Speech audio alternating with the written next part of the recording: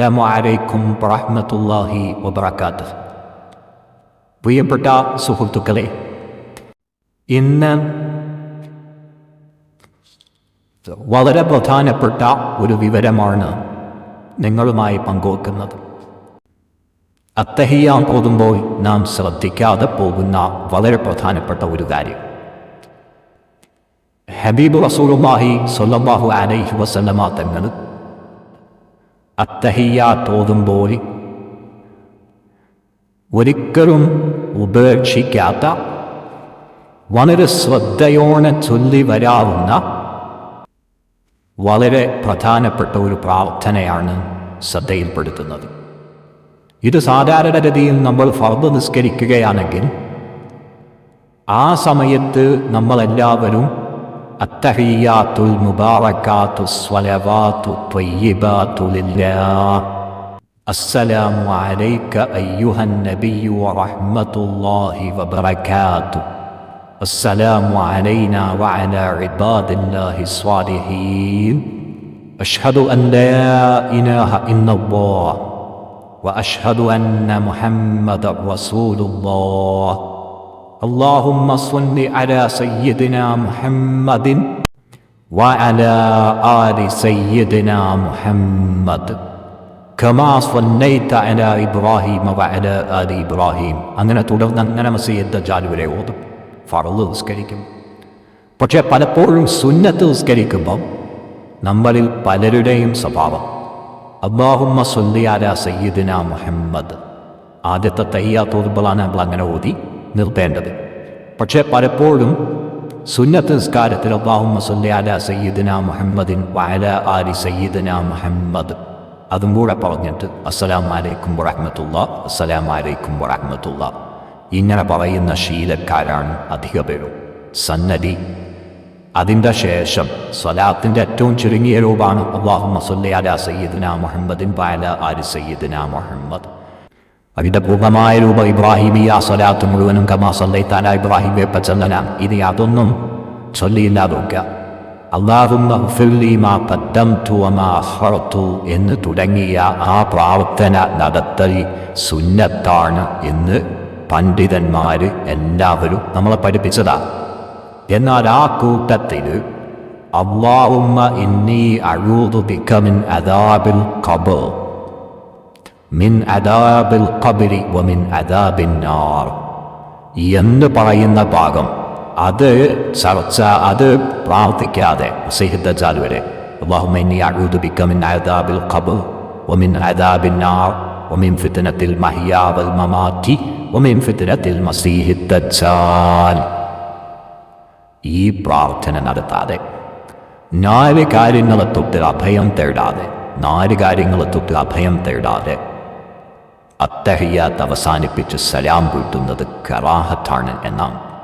കറാഹത്താണ് കാരണം അല്ലാഹുമ്മ ഗ്ഫിർലി മാ ഖദ്ദംതു അതെന്നും കൂടെ ചൊല്ലിയിട്ടില്ലെങ്കിലും അല്ലാഹുമ്മ സ്വല്ലി അലാ സയ്യിദിനാ മുഹമ്മദിൻ വഅലാ ആലി സയ്യിദിനാ മുഹമ്മദ് ഇത് കഴിഞ്ഞാൽ അല്ലാഹുമ്മ ഇന്നി അഊദു ബിക മിൻ അദാബിൽ ഖബ്ർ വമിൻ അദാബിൻ നാർ വമിൻ ഫിത്നത്തിൽ മഹ്യാ വൽ മമാത് വമിൻ ഫിത്നത്തിൽ മസീഹ് ദജ്ജാൽ ഈ 4 ഭീകരമായ ശബ്ദങ്ങളെ തൊട്ട് അഭയം തേടേണ്ടത് അനിവാര്യമായ കേസാണ്. അല്ലാഹുവിൻ്റെ റസൂല് സുന്നത്തും ഫർളുമായ ഒരൊറ്റ നമസ്കാരവും ഇതിനെ തൊട്ട് അഭയം തേടാതെ നിർവഹിച്ചിട്ടില്ലായിരുന്നു നാം.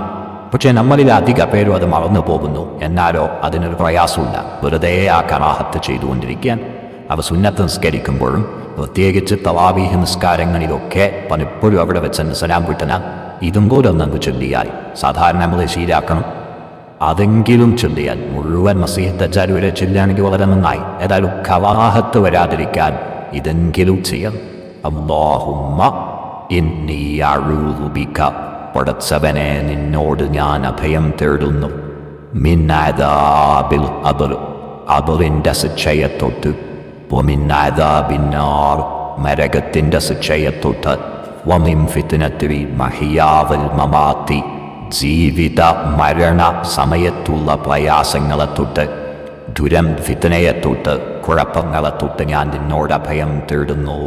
വമിൻ ഫിത്നത്തിൽ മസീഹി ദജ്ജാൽ മസീഹുദ്ദജാലിൻ്റെ ഫിത്നയെ തൊട്ടും ഞാൻ നിന്നോട് അഭയം തേടുന്നു. 4 കാര്യങ്ങളെ തൊട്ട് അഭയം തേടണം. എന്തുകൊണ്ടാണിത്? അത് ഒഴിവാക്കരുതെന്ന് പറയാൻ കാരണം അത് റസൂലുള്ളാഹി പറഞ്ഞിട്ടുണ്ട്, ഒരാൾ അവസാനത്തെ തഹിയ്യാത്ത് ഓതുകയാണെങ്കിൽ 4 കാര്യങ്ങളെ തൊട്ട് അഭയം തേടിക്കൊള്ളട്ടെ എന്ന് മുത്തുനബി പറഞ്ഞിട്ടുണ്ട്. പിന്നെ മുത്തുനബി ഒരിക്കലും അത് ഉപേക്ഷിച്ചിട്ടില്ല. അതുകൊണ്ടാണ് ചില പണ്ഡിതന്മാർ വജ്ജഹത്തുവിനെ പറ്റിയും ചില പണ്ഡിതന്മാർ നിർബന്ധാതെ പറഞ്ഞിട്ടുണ്ട്. അതുകൊണ്ടാണ് വജ്ജഹത്ത് ഒഴിവാക്കൽ കറാഹത്താണെന്ന് പറഞ്ഞത്. എന്നതുപോലെ ഈ ദുആ നടപ്പൽ നിർബന്ധമാണെന്ന് പോലും പറഞ്ഞവരുണ്ട്. സന്നൈ സുന്നത്താണ്, പക്ഷെ നിർബന്ധമാണെന്ന് അഭിപ്രായപ്പെട്ടവരുണ്ട്. അതുകൊണ്ട് തന്നെ സുന്നത്താണെന്ന അഭിപ്രായ പ്രകാരവും അത് ഉപേക്ഷിക്കൽ കറാഹത്താണ്. നബി സല്ലല്ലാഹു അലൈഹി വസല്ലമ തങ്ങൾ പറഞ്ഞു, പരലോക ജീവിതത്തിലെ പരലോക കടമ്പകളിലെ 1ാം സ്റ്റെപ്പാണ് ഖബർ ജീവിതം. ആ ഖബറിൻ്റെ അദാബിനെ തൊട്ട് അഭയം തേടുന്നത് വളരെ പ്രധാനമാണ്. ഖബറു അവ്വലു മൻസിലിൻ മിൻ മനാസിലിൽ ആഖിറന. പരലോകത്തെ സ്റ്റേഷനുകളിൽ 1ാമത്തെ സ്റ്റേഷനാണ് ഖബറു. അവിടെ ഒരാൾ രക്ഷപ്പെട്ട ബാക്കിയുള്ളതൊക്കെ സിമ്പിളാണ്. അവിടെ ഞെരുങ്ങിയാൽ ബാക്കിയുള്ളത് മുഴുവനും വലച്ചിലാണ്. അപ്പം അതുകൊണ്ട് നമ്മളെ എല്ലാ നമസ്കാരങ്ങളും റബ്ബേ ഖബറിൻ്റെ അദാബിനെ തൊട്ട് കാക്കണമെന്ന് പറയുന്നു. ഖബറിലുള്ള ശിക്ഷ അതുപോലെ തന്നെയാണ് ഖബറിൻ്റെ അദാബുകൾ മറ്റുള്ളത്. അതൊക്കെ ആ കൂട്ടത്തിൽപ്പെട്ടു. അപ്പോൾ അതിൽ നിന്നൊക്കെ രക്ഷപ്പെടാൻ വേണ്ടി അള്ളാഹുവിനോട് നാം ദുആ ചെയ്യണം. പിന്നെ അദാബിന്നാർ, പുനരുത്ഥാന ശേഷമാണ് നരകശിക്ഷ. ഖബറിൽ കിടക്കുന്ന കാലത്തുള്ളതാണ് ഖബർ ശിക്ഷ. അതിൽ ഖബറിലെ ചോദ്യം പെടും, ഖബറിൻ്റെ അദാബ് പെടും. അതുപോലെ തന്നെ മറ്റൊന്ന് നരകശിക്ഷ, ഇത് കഴിഞ്ഞിട്ടുള്ളതാണ്. അത് ഇതിലേറെ ഭീകരാണ്. അതുകൊണ്ടാണ് സൂറത്തു തകാസുറിൽ കല്ലാ സൗഫ തഅലമൂൻ, കാര്യം നിങ്ങൾ വിചാരിച്ചതുപോലെയല്ല, ഈ പുതുത്തം വിട്ട ജീവിത രീതി അപകടമാണ്. കല്ലാ, വേണ്ടട്ടോ വേണ്ട. സൗഫ തഅലമൂൻ, നിങ്ങൾ ചില യാഥാർത്ഥ്യങ്ങൾ അറിയാൻ പോകുന്നുണ്ട്. അത് ഖബർ ജീവിതമാണ്. അവിടെ നിങ്ങൾ അനുഭവിക്കും. സുമ്മ കന്നാ സൗഫ തഅലമൂൻ, വീണ്ടും പറയട്ടെ, നിങ്ങൾ ചില പൊള്ളുന്ന യാഥാർത്ഥ്യങ്ങൾ അറിയാൻ പോകുന്നുണ്ട്.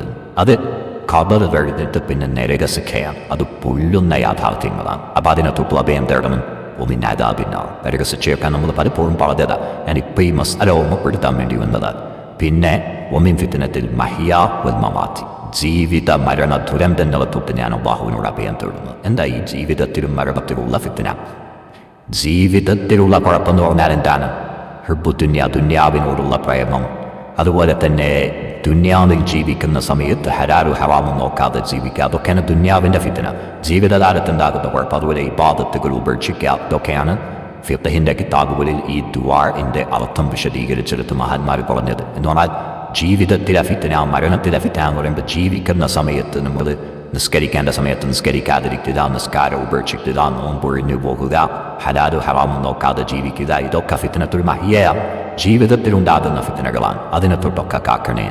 പിന്നെ മറ്റൊന്ന് വൈ മമാത്തി, മരണ നേരത്തുണ്ടാകുന്ന ഫിത്ന എന്താ? ഇബ്ലീസിൻ്റെ ഇടപെടൽ ഉണ്ടാവും.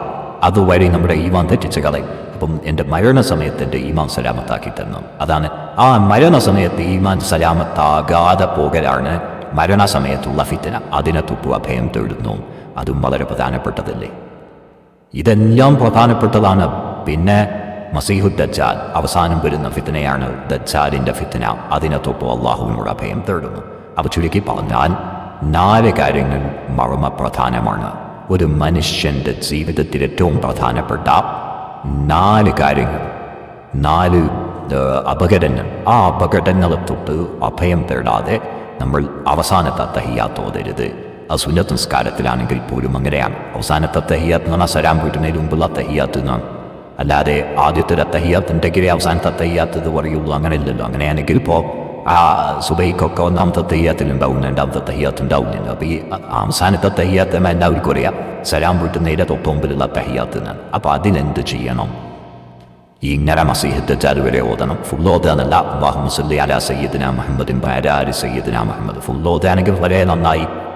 ഇനി അതിനൊക്കെ ഇപ്പോൾ തറാവീഹിനൊക്കെയാണ് അത് ബാധിക്കുക. തറാവീഹിനൊക്കെ ഇപ്പം എന്താണ്, അത് ഫുൾ ഓതാൻ നിന്നാൽ ചിലപ്പോൾ ഇത് ഓതാത്ത പള്ളിയിലേക്ക് പോകും മൗമൂമീങ്ങളൊക്കെ. അപ്പോൾ നമ്മൾ ആ കറാഹത്തെങ്കിലും ഒഴിവാക്കാൻ അല്ലാഹുമ്മ ഇന്നി അഊദു ബിക മിൻ അദാബിൽ ഖബ്രി വമിൻ ഫിത്ന من عذاب القبر ومن عذاب النار ومن فتنة المحيا والممات ومن فتنة المسيح الدجال എന്ന് പറഞ്ഞിട്ടായിരിക്കണം സലാം വീട്ടേണ്ടത്. വളരെ പ്രധാനപ്പെട്ട ഒരു സന്ദേശമാണ് അറിയിച്ചത്. ഇത് പ്രഭാഷണങ്ങളിലൊക്കെ പലതവണ ഞാൻ പറഞ്ഞിട്ടുണ്ട്. പക്ഷേ സെപ്പറേറ്റ് ഒരു ക്ലിപ്പായി പറയുമ്പോൾ പലരും ശ്രദ്ധിച്ചേക്കാം എന്ന് കരുതിയാണ് ഇങ്ങനെ ഉണർത്താനുണ്ടായ കാരണം. അള്ളാഹു ഹൈറായ കാര്യങ്ങൾ മനസ്സിലാക്കാനും അത് ജീവിതത്തിൽ പകർത്താനും നമുക്ക് തൗഫീഖ് നൽകട്ടെ. ആമീൻ. അസ്സലാമു അലൈക്കും വറഹ്മത്തുള്ളാഹി വബറകാതുഹു.